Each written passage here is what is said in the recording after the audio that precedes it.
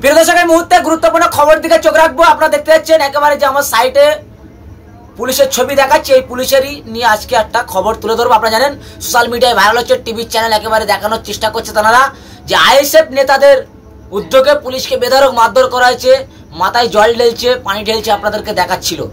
আর এই মুহূর্তে দেখতে পাচ্ছেন যে পুলিশ অফিসারটা দাঁড়িয়ে আছে, এনাকে নিয়ে যারা মাথায় আর কেউ টুপি পরানো আছে, সরকারি টুপি, এই অফিসারটাই তার মাথায় পানি ঢেলতেছিল। আর তিনি নাকি এখনো হসপিটালে ভর্তি, এমনটাই কিন্তু আমাদের কাছে খবর আসছে। আর তিনি দেখতে পাচ্ছেন একটা অনুষ্ঠান বাড়িতে গিয়ে তিনি হাসাহাসি করছেন। তাহলে কিভাবে শাসক দলটা বা টিএমসি সরকার পুলিশ মন্ত্রী বলে কি, মমতা ব্যানার্জি পুলিশ মন্ত্রী বলে কি এইভাবে পুলিশদেরকে নিয়ে বারংবার খেলা করবে? আর এই সত্য খবর আমরা তুলে ধরি বলে সর্বসময় পুলিশের স্টকে আমরা দোষী হয়ে যায় বা পুলিশের স্টকে আমরা খারাপ হয়ে যায়। যতই খারাপ হোক আর যাই হয়ে আমরা আপনাদের সম্মুখে তুলে ধরছি। দেখতে পাচ্ছেন এই মুহূর্তে যে পুলিশের ছবি কতটা দলদাসে পরিণত হয়েছে শাসক দলের টিএমসি সরকার, কতটা পা চাটতে পারে এ রাজ্যের পুলিশ, কলকাতা পুলিশ। আপনাদেরকে সেই ছবি দেখাচ্ছি। এটা হাড়োয়া, কলকাতা হাড়োয়া টিকিয়াপাড়ার ঘটনা দেখাচ্ছি আপনাদেরকে।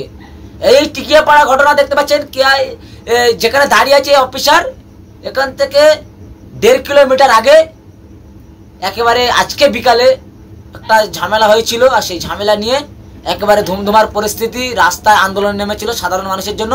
আইএসএফের কলকাতা টিকিয়াপাড়ার আইএসএফের নেতা নাসিরদা, আর সেই নাসিরদাকে গ্রেপ্তার করে রেখেছে এখনো পুলিশ। এখনো পর্যন্ত আমার কাছে খবর আসেনি যে তাকে ছেড়ে দেওয়া হয়েছে। এবং এই পুলিশরাই মিথ্যা কেস সাজিয়েছে, তাদেরকে বেধড়ক মারধর করেছে, হসপিটালে ভর্তি।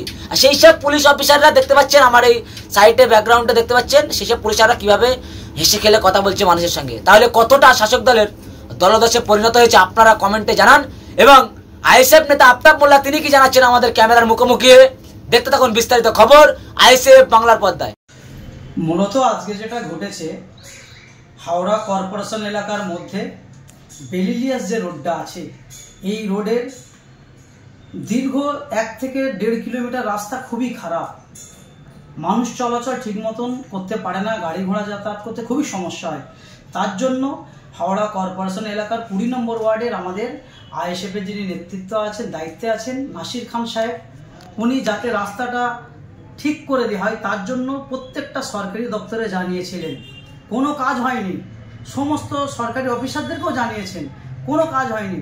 বাধ্য হয়ে নাসির ভাই এলাকার মানুষকে সঙ্গে নিয়ে রাস্তায় নেমেছিলেন। আজকে বেলা 11টার নাগাদ কিছুক্ষণ আগে রাস্তায় নেমেছিলেন, যাতে প্রশাসনের নজরে জিনিসটা আসে, মানুষ যাতে উপকৃত হয়, রাস্তাটা তড়িঘড়ি যাতে ঠিক করে দেয়। কিন্তু আমরা কি দেখলাম, প্রশাসন 1-2 মিনিটের মধ্যে আমাদের নাসির ভাইকে এবং কর্মীদেরকে লাঠিচার্জ করে ছত্রভঙ্গ করে দিয়ে নাসির ভাইকে এবং আমাদের আইএসএফের আরও 4টে কর্মীকে অ্যারেস্ট করে। আমি খবর পাওয়ার পর সঙ্গে সঙ্গে আমি হাওড়া থানায় গেলাম, বড়বাবুর সঙ্গে কথা বললাম যে কি ব্যাপার। বড়বাবু যেটা বললেন যে ওর নামে কেস হয়েছে, ওকে আমরা কোর্টে চালান করব।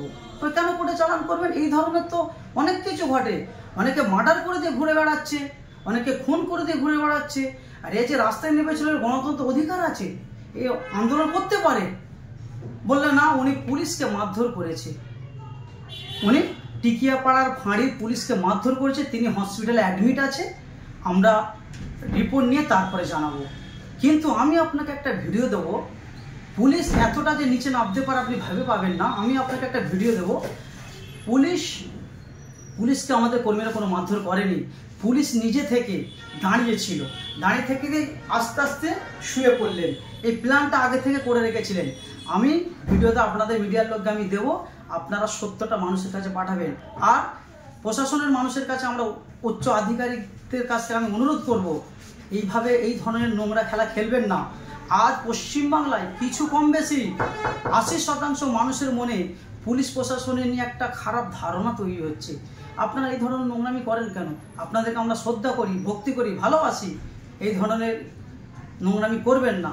হ্যাঁ, আমরা বুঝতে পারি আপনারা অনেক সময় চাপে থাকেন, তার জন্য এতটা নিচে নেবে এই ধরনের নোংরামি করবেন না, এটুকু আমার বার্তা থাকলো। আর প্রশাসন ভাইদের কাছে, উচ্চ আধিকারিক যেনারা আছেন, একটা রিকোয়েস্ট থাকবে, আমাদের কর্মীরা নির্দোষ, এদেরকে যাতে কাল কোর্ট থেকে জামিন হয়ে যায়, সেইভাবে আপনারা সিডিটা পাঠাবেন, এটুকুই আশা রাখলাম।